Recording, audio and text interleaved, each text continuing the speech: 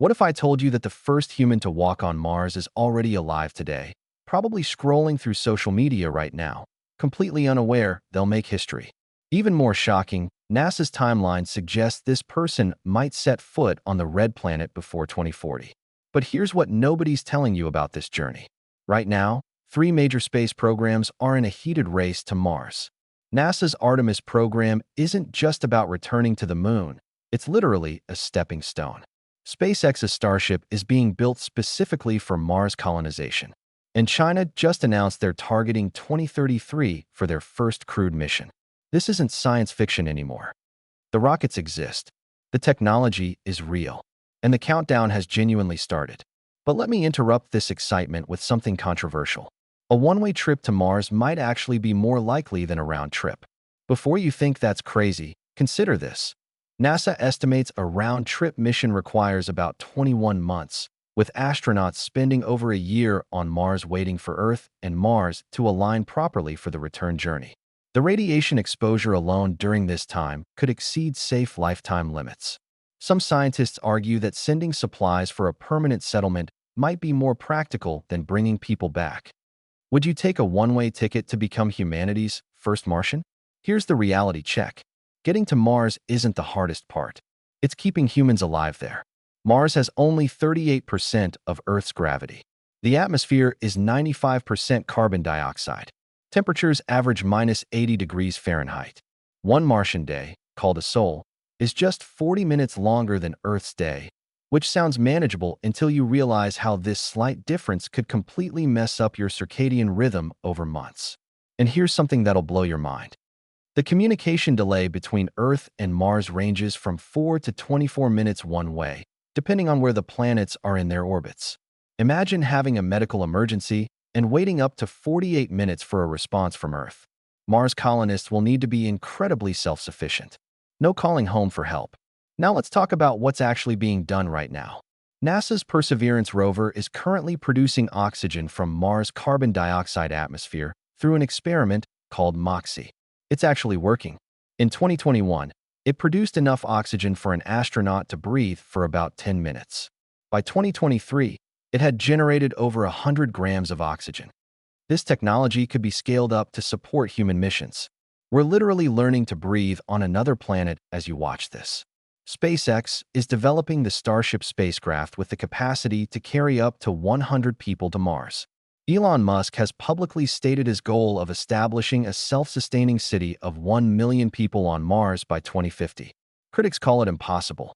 But this is the same company that made reusable rockets a reality when everyone said it couldn't be done. The first uncrewed Starship missions to Mars could launch as early as 2026. Here's the controversial part that space agencies don't love discussing. The radiation problem is genuinely terrifying. Without Earth's magnetic field and thick atmosphere, Mars bombards its surface with radiation. A 2-year mission could expose astronauts to 60 times the radiation of someone on Earth. This significantly increases cancer risk. Current solutions include building habitats underground or using Martian soil as shielding, but we're essentially asking people to live like moles on another planet. The psychological challenges might be even harder than the physical ones. Research from Antarctica stations and the International Space Station shows that isolation, confinement, and monotony can seriously affect mental health. Now imagine that multiplied. You're looking at the same 6 to 12 people for years in a confined habitat on a dead planet, with a communication delay that makes real-time conversation with loved ones impossible. NASA is currently running simulated Mars missions on Earth, like the CHAPEA project where volunteers live in a Mars simulation habitat for over a year, precisely to study these psychological effects. But here's what makes this all worth it. Mars might answer humanity's biggest question: are we alone? Evidence suggests Mars once had liquid water, rivers, maybe even oceans. The Perseverance rover is currently collecting samples from an ancient river delta. These samples are scheduled to be returned to Earth by 2033 through the Mars Sample Return mission. If we find evidence of past microbial life, or even current life existing underground, it changes everything we know about biology and our place in the universe. The estimated cost for a human Mars mission ranges from $100 billion to $500 billion, depending on whose numbers you trust. That's roughly equivalent to what the world spends on soft drinks every year. For perspective, the entire Apollo program cost about $250 billion in today's dollars, and that gave us technology like water purification systems, freeze-dried food, and advances in computing that shaped our modern world. What will Mars technology give us? The first Mars explorers will face challenges unlike anything in human history. They'll be pioneers in the truest sense. They'll grow food in alien soil. They'll manufacture tools from Martian resources. They'll potentially birth the first human not born on Earth. These aren't hypotheticals. These are engineering problems being solved right now in laboratories across the world. So here's my question for you. If you were selected for the first crewed mission to Mars, knowing all the risks, the isolation, the danger, but also knowing you'd be among the most important humans in history, would you go?